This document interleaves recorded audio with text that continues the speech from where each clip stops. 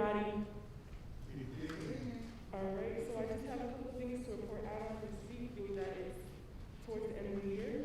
First, the junior class held their junior fundraiser on May 22nd, and would like to thank the people who participated in the fundraiser and helped. Sorry, if you get a little closer to the mic. Sorry. Thank you. Just easier. Thank you. Okay.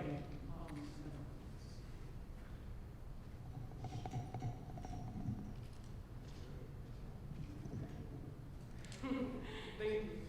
All right, so the junior class held their Panera fundraiser on May 22nd, and would like to thank the people who participated in the fundraiser and helped us out with raising money for our senior year, and we definitely appreciate it. And the junior class also held their trivia night last Friday, and would like to thank everyone who showed up and had a great time.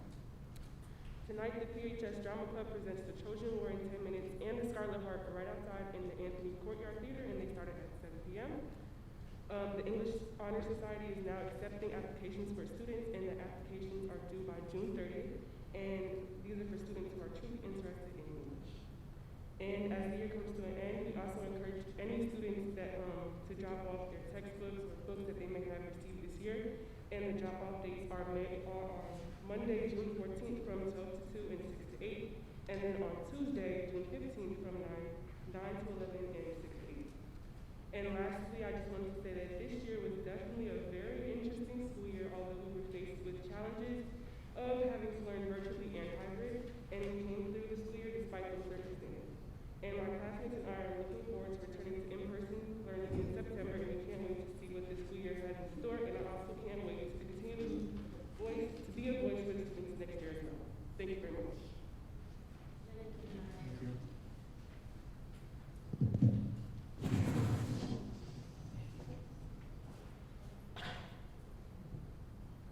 Hi everybody, it's nice to see you all. Hope you all had a good month so far. So just a quick recap on things going on in high school. We held our annual spring concert on Friday, June 4th, featuring the EHS Orchestra, String Quartet, Wind Ensemble, Jazz Band, Chamber Choir, Chorale, and the Marching Band.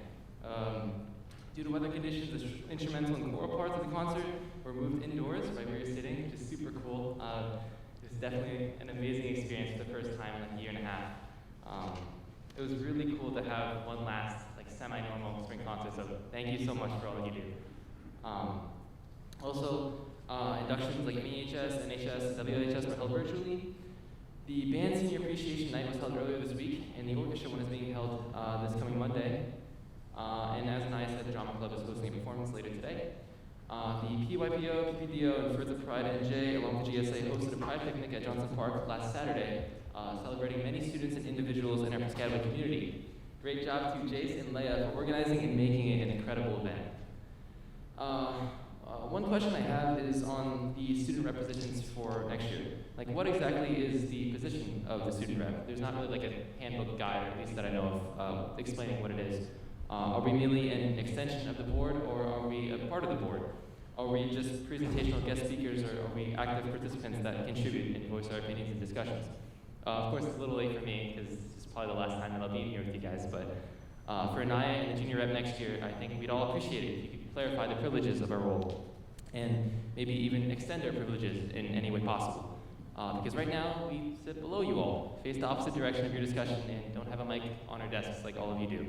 Of course, there are social distancing and space restrictions right now, but if permitted next year, I'm sure Anaya and her successor would love to discuss more of it with you all. And just a small complaint that I've gotten from a lot of my peers at school is about final exams. I was under the impression that seniors in AP classes this year don't have to take a formal final exam. However, I've been told by many students that there was a mandatory final exam in some of their AP classes, many of them spanning over the course of like 4 days.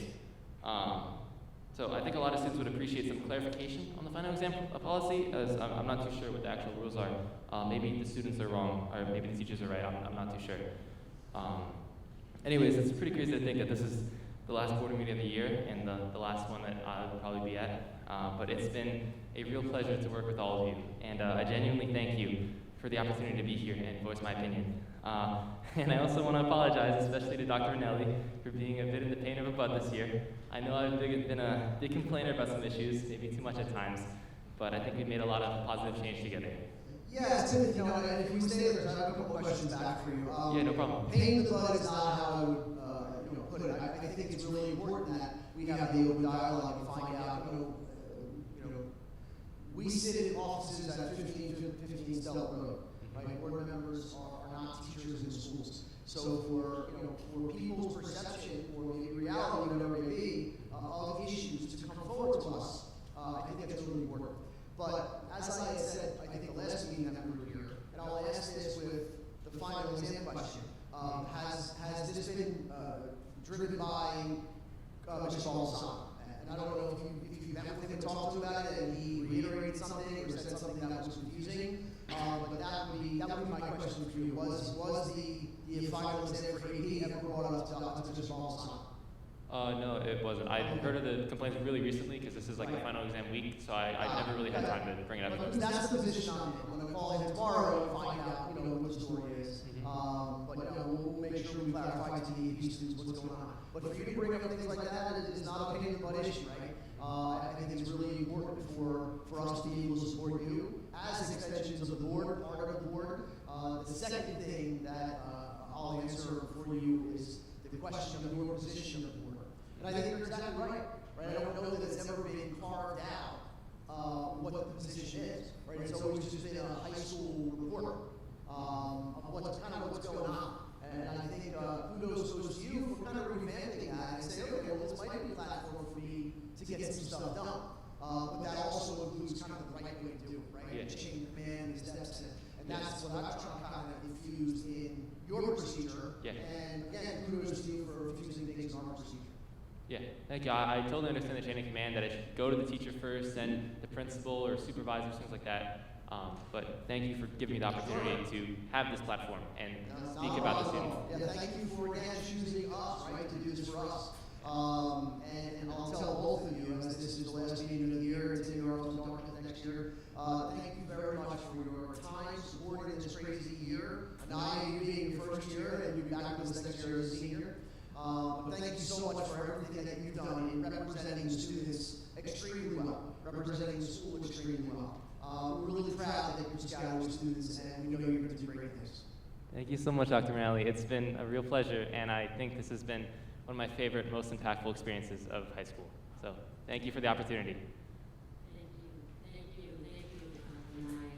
And we really want to thank you, especially when we had to go through Zoom meetings, and you all stuck with us and went through it with us. So we thank you for all of your input. It's very important. We need to know what the students are thinking. We need to know what you're thinking. So we thank you for that.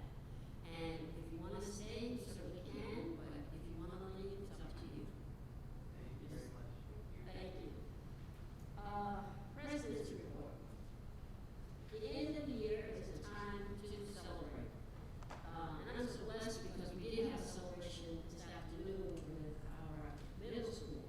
We began last week with our PHS Senior Awards and Scholarship Night. The night is more than a celebration of the award winners, although we do celebrate and applaud their achievements. It's a night where we also celebrate the depths of our offerings at PHS. Depth in academics, the arts, athletics, and a very large number of extracurricular activities. As we celebrate where our students discover their special talents, skills, passions for learning, both during the school day and during after-school activities. Our students receive awards for overall academics as well as specialized academic areas. They receive awards for citizenship and service, and they were recognized for athletic ability and artistic talent. And to each of them, we offer our congratulations and our hopes that they can carry what they learned at Piscataway High School into their very promising futures. I also wanted to point out another way Piscataway Schools offers growth and learning opportunities and celebrating our diverse cultures and encouraging our students to enjoy learning about different cultures. Whippletown celebrated Asian American and Pacific Islander Heritage Month with a week of art, food, and music activities. Activities included making artwork inspired by AAPI musicians and using garage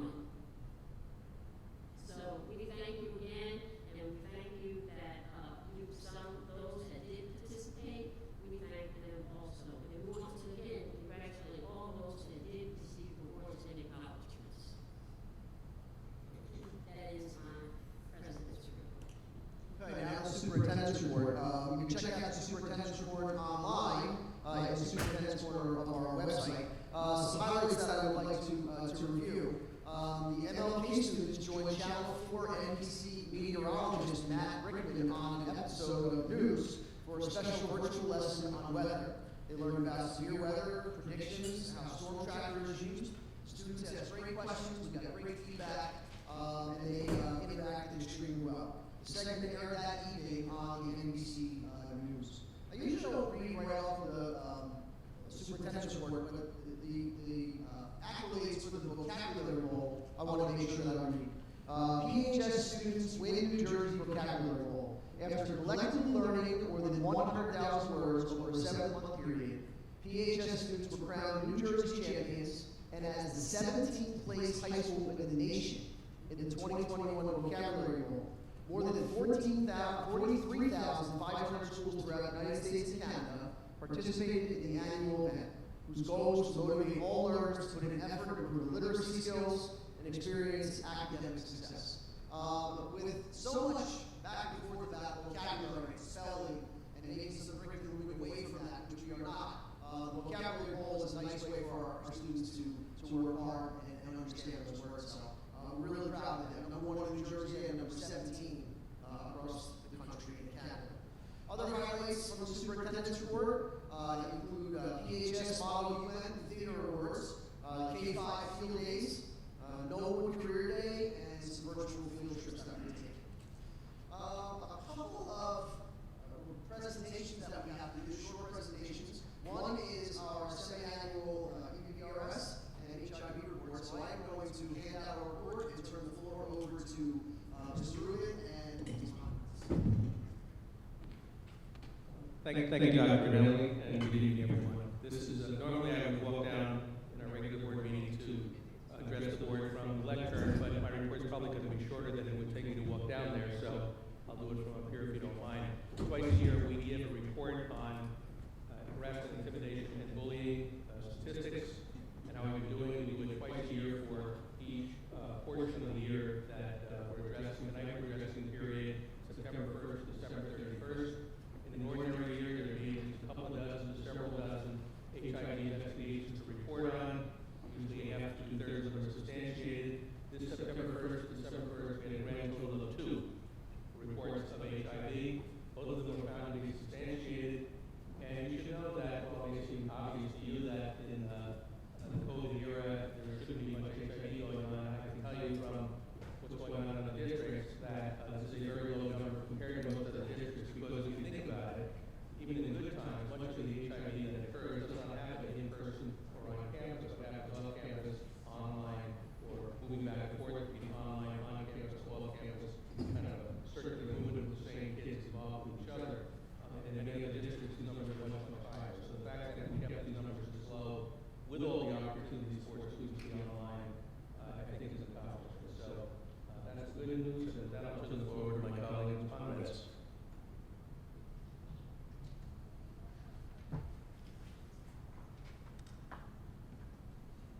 Where's your I'll turn the floor back to Dr. Yeah, thank you. Yeah, I'll take it over from here. Let me put my glasses on here. So we have seen, here's Ms. Montes. I know she prepared for this, so I want to make sure she has the opportunity to do this. We're ready for you, Colleen. Sorry. That's all right.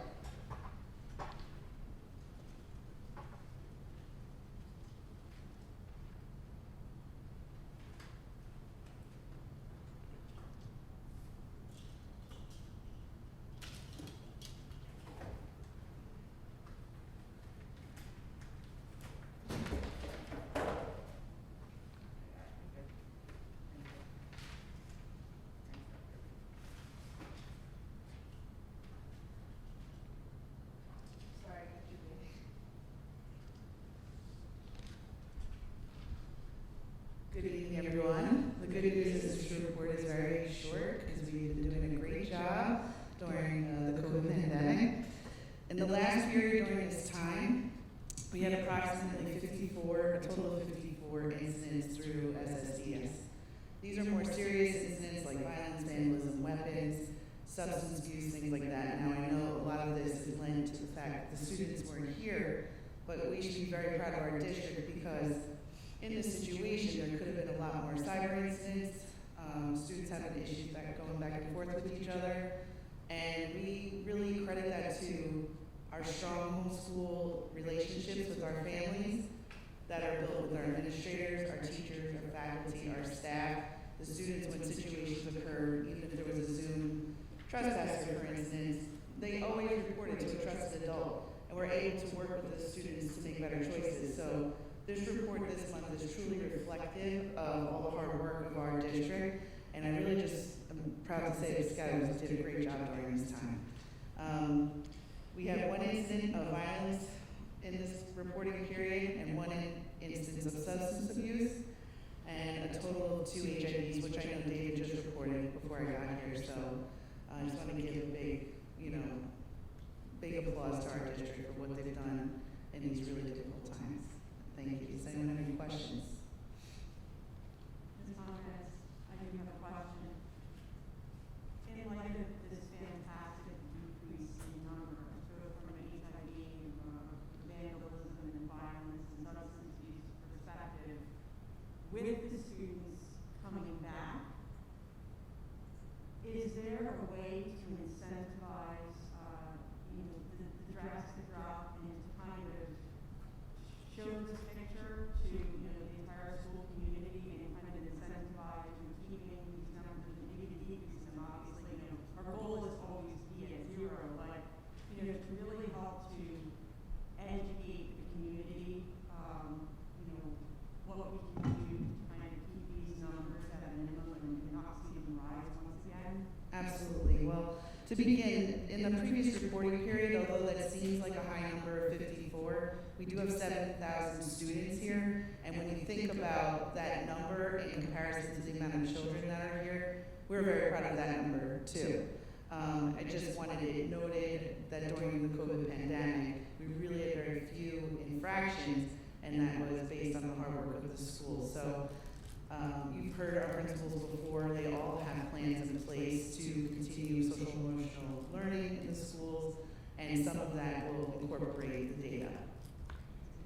Also on the HIV front, as you may know, the so-called week of respect, as they call it, is the first week in October, where under normal circumstances, schools are having age-appropriate activities to heighten awareness regarding HIV. So I think happening early in the school year, because it will be with kids returning, I think will help coordinate exactly what you want to do. I also think part of the awareness is on the staff's perspective, right? What came out of the COVID pandemic positively is the understanding from all of us, myself included, the different supports that are needed for people in different situations. We had staff members and nurses, counselors go to the kids' houses to make sure they were okay, to interview them, see, to bring them support, to do what they needed to do. So I think a heightened awareness from us to paint that picture about the supports that are needed and our willingness to be able to do anything that's necessary. And that's evident in the numbers as well. So I applaud each and every one of you for all of our work that you did. And, because it's extra outreach and it's extra care that, I'm sure will remain as we welcome everyone back into the fold once the doors open in September. So thank you all for your hard work, keeping everyone safe. Thank you. Anybody else have any questions? All right, well, that concludes my report. Thank you very much. Thank you. During the pandemic, the federal government and state governments have been trying to support the schools financially and in other ways. There is a federal act called the American Rescue Plan Act, and it's a safe return plan. And attached to it comes some financial support for school districts. But to achieve that financial support, there are things that we need to put in place, which we have done. And I'm going to turn the floor over to David Oliver to outline the beginning part of that, and then Dr. Basco is going to talk about the academic part. Thank you, Dr. Miller. Before I talk specifically about the American Rescue Plan, ARC, as we call it, I thought I'd spend just a couple of brief moments going over the alphabet soup of federal funding support that Dr. Miller mentioned. As Mrs. Lane and Mr. Patel, the audience there can attest to, we had a robust conversation about this topic in our fiscal planning. an operations meeting, but just to kind of reiterate the point of the federal support that Dr. Brunelli mentioned. It started out with CARES funding, okay? Coronavirus aid, relief, and economic security. And that was our first round of federal funding.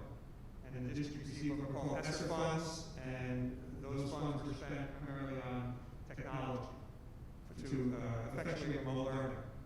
We also received coronavirus relief fund, which was kind of a subset of that, I call it 1A, it was a subset of that first CARES money.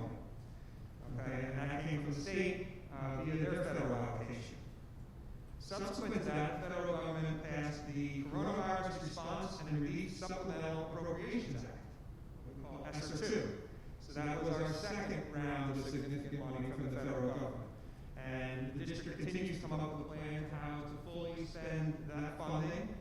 There were a little bit of specific requirements to that funding, such as there was a specific portion that had to go to address learning loss that was a result of the change in instruction due to the pandemic.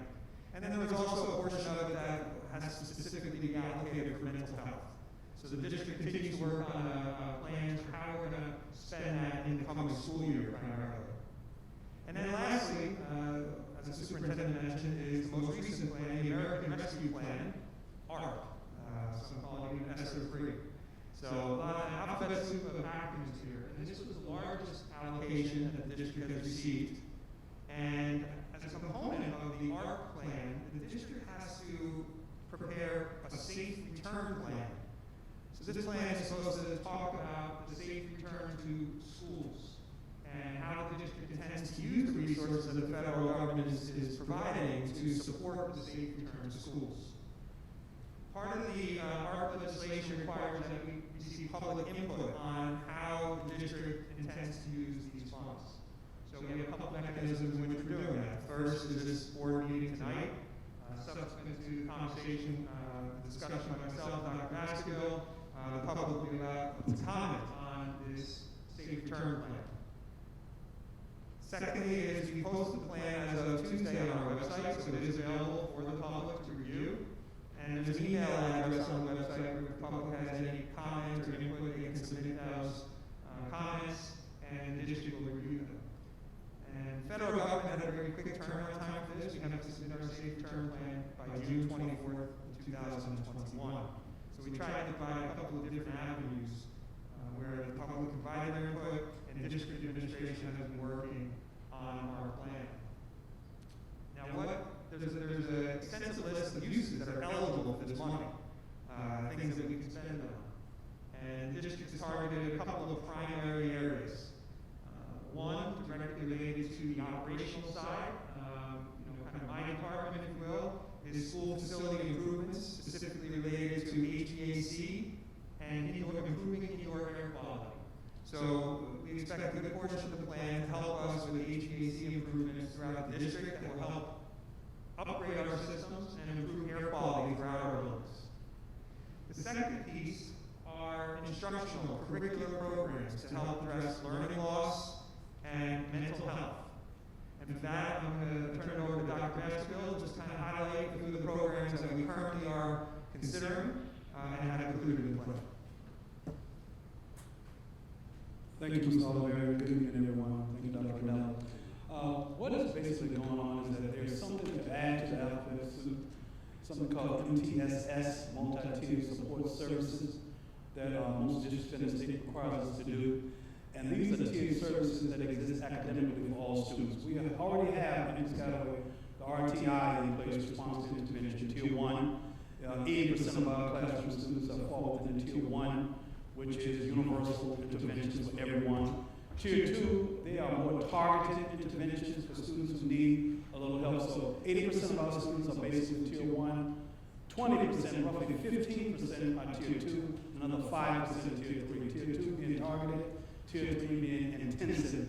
What we have done over this time is that, and where we're going is there's another thing that goes on with these tiered services, and it's called wraparound services. And that wraparound services are services that also not only deal with the academic, but it pairs the academic along with the social emotional.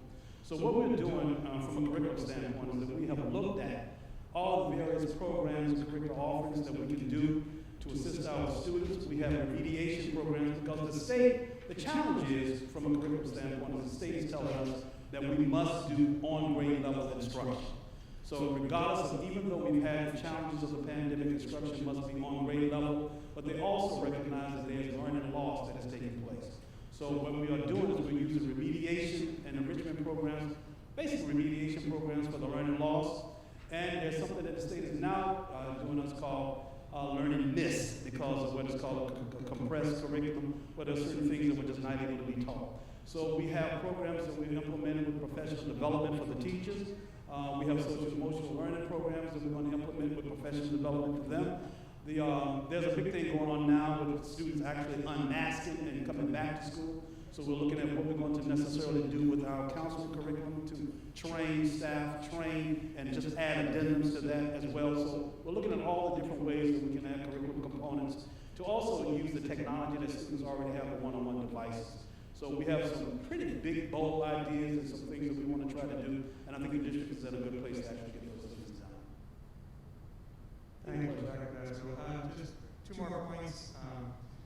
The ARC funds are eligible to be spent through September of 2023.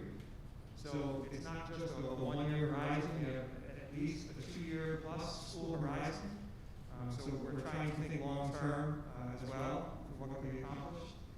The Safe Return Plan that we're talking about this evening, as I said, is due on June 24th, but it should be noted that that's a working document. So we have to update that every 6 months. So to the extent that we come up with new ideas or kind of redirect some of the funds because we identify a program that's successful, we have the ability to do that. And so we will continue to update that plan as necessary. And I would just lastly note that this plan that we're submitting June 24th, and the actual application funding is due in November. So a lot of the different dates, a lot of the different moving parts in terms of how we can spend the money when different parts of the plan are due. We certainly welcome the funding, and we're going to do our best to spend it in the best interest of the Board of Education and the students and the faculty of the district. So are there any, we'll get to that in a second. So my last part of my superintendent's report. Normally every year we have a volunteer recognition event. It's usually in this room, and it's usually filled with all the volunteers that helped us throughout the year. At the schools, PTO, parents, board members. I don't know if a lot of people know this, but board members are volunteers. They volunteer a lot of their time for the hard work that they put in. So unfortunately this year was very unusual. We still have a lot of volunteers, both in person toward the end of the year here and online, virtually. And I want to say that we thank you very much for all of the time and effort you give to your children, to the Township of Piscataway. Board members, thank you so much for everything that you do. This year has been extremely difficult, but you were unwavering in things that you did, and I really appreciate everything that you, all the hard work that you put in as well. So all of our volunteers, including you all, received a mason jar. Thank you for your commitment with mints in it. And all of the volunteers that volunteered at the schools will receive messages and the same gift from their principals for the year. So here's hoping to next year we can get back to normal and we can have the auditorium filled with volunteers. But we really very sincerely thank you for everything that you do. And that concludes my report. I also know that there are student representatives that receive some gifts as well. Yes, so they are volunteers as well. They receive a committed jar as well. Plus, always at the end of the year for their time and effort, we try to give them a little token of our appreciation, a little gift that they can take with them. So they have that as well.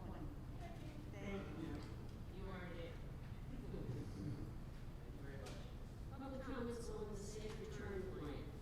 The Board of Education recognizes the value of public comment on educational issues, school matters of community interest. In support of this position, the law establishes the period of public comment at every board meeting. Individuals wishing to speak must